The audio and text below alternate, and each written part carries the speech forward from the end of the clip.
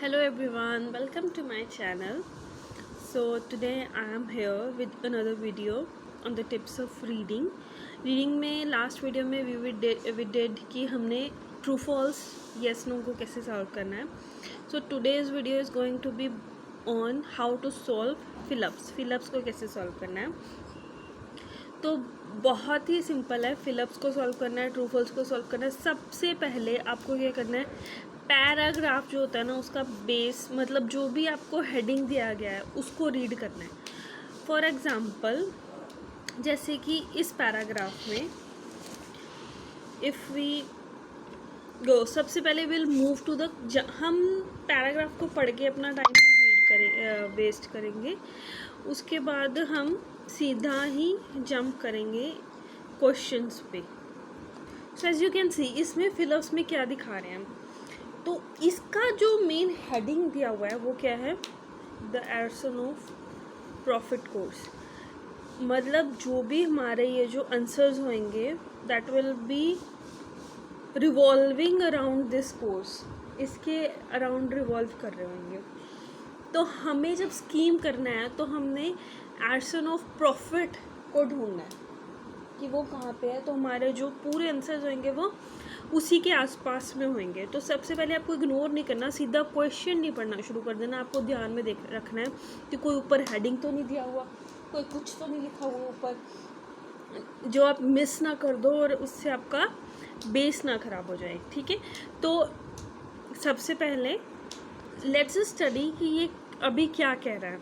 इसमें कह रहा है this is the university course intended for student who are undergraduates and who are studying dash. उसके बाद फुल स्टॉप. हमने एक लाइन पूरी पढ़ी है. अब आपको करना क्या है, जब भी आपने फिलअप सॉल्व करने हैं तो सबसे पहले आपको पैराग्राफ का हेडिंग देखना है कि कुछ बताया तो नहीं हुआ, आप उसे मिस ना कर दो. उसके बाद कीवर्ड ढूंढना है आपने, मोस्ट इम्पॉर्टेंट कीवर्ड. अभी जैसे इसमें जो हमें सबसे इम्पॉर्टेंट कीवर्ड मिला वो क्या मिला है कि हमने एर्सन ऑफ प्रॉफिट के बारे में ढूंढना है.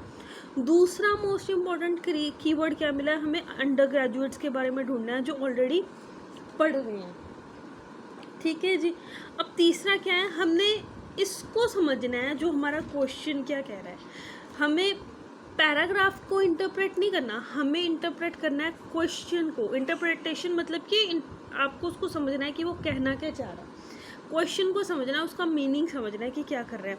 और मोस्ट इम्पॉर्टेंट आपको उसके सिनोनियम्स पता होने चाहिए. ये नहीं है कि क्वेश्चन कभी भी डायरेक्ट फॉर्म में नहीं होता. क्वेश्चन कभी भी ऐसा नहीं होता कि जो यहाँ पे लिखा है वही क्वेश्चन में लिखा होगा. जो क्वेश्चन में लिखा है वो पैराग्राफ में नहीं होता.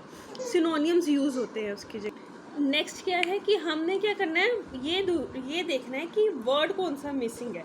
अभी हमने ये पूरी लाइन पढ़ी, उस पूरी लाइन के बाद हमने देखना है कि जो पैराग्राफ में बताया गया उसमें कौन सा वर्ड मिसिंग है, तो क्या हमारा फिलअप हो सकता है. तो now I will tell you कि इसको सॉल्व कैसे करते हैं. इसमें क्या है, this is a university course intended for students who are undergraduates and who are studying. मतलब अभी क्वेश्चन की इंटरप्रिटेशन क्या हुई कि ये यूनिवर्सिटी कोर्स हैं जो उन बच्चों के लिए, उन स्टूडेंट्स के लिए जो ऑलरेडी अंडर ग्रेजुएट हैं या फिर जो पढ़ रहे हैं डैश. क्या पढ़ रहे हैं, हमें ढूंढना है क्या पढ़ रहे हैं.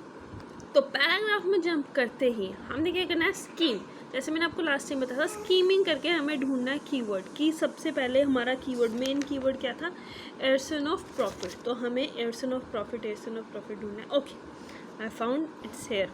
एर्सन ऑफ प्रॉफिट मतलब जो भी हमारा अभी आगे से होएगा वो यहाँ से शुरू होएगा. I kid you not, we have it on our books. अभी देखो any undergraduates, हमारा वर्ड आ गया undergraduates. हमारे पीछे कीवर्ड क्या था, undergraduates.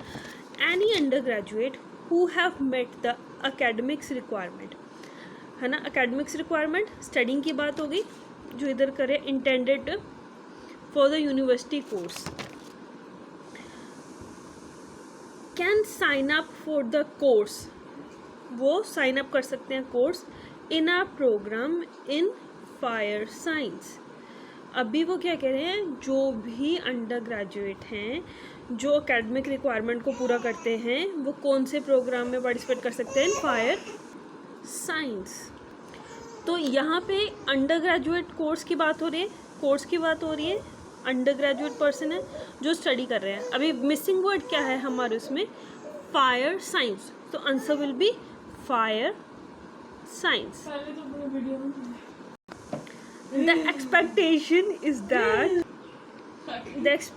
is that they will become dash in specializing in arson. So here the keyword is expectations, कि हमारी expectations हैं that they will become something, they will become dash। अभी हमने देखना है कि वो क्या बनेंगे एयरसन का कोर्स करके। Next scheme expectation, okay find out expected, बिल्कुल इसके नेक्स्ट लाइन में ही naturally the course is intended मतलब एक्सपेक्टेशन हो गया हमारा synonym for prospective arson investigator. तो क्या बन जाएंगे? Investigator who can learn all the tricks of the trade for detecting whether a fire was deliberately set, discovering who did it and establish the chain of evidence। इतना सब कुछ irrelevant है, हमारा क्या बन गया वो? the person will become, what will it become? expectation क्या है? prospective as an investigator, so answer will be investigator, है ना? बिल्कुल सिंपल, हमें आगे बढ़ने की कुछ फालतू पढ़ने की ज़रूरत भी नहीं पड़ी। Okay, so next is the code. अब देखिए मैंने भी पढ़ा था ना, उसी के कंटिन्यूटी में है उसी की।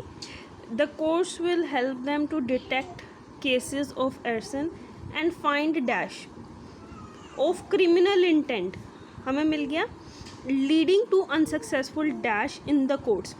ये उसी के कंटिन्यूशन में चल रहा है, तो हमें आंसर यही मिल जाएगा। Who can learn all the tricks, क्या करनी है? ट्रिक्स लर्न करनी है of the trade, detecting whether a fire was deliberately set, discovering who did it, establishing a chain of evidence for the effective prosecution, क्या है?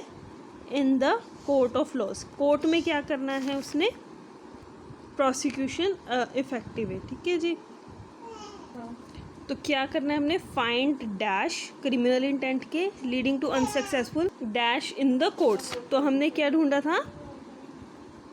so what we find out here, the evidence, the chain of evidence for the effective, उसके court में क्या करना है हमने? prosecution।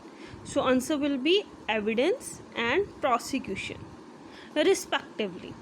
so in this way we have solved it। in this way anyone can solve any of the fill-ups in 2 easy method। if you guys face any problem, just do let me know। thanks and do subscribe to my channel।